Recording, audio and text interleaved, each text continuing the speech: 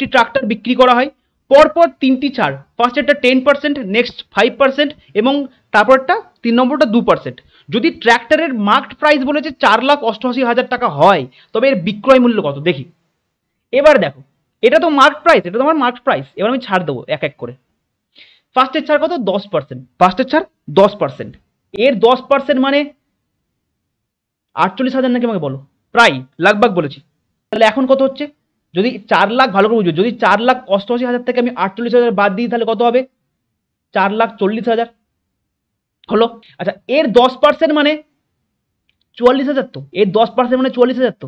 তাহলে 5% মানে কি? 22,000। 5% মানে কি? 22,000। তাহলে 4,40,000 থেকে 22,000 বাদ দিলে কত হয়? 4,18,000।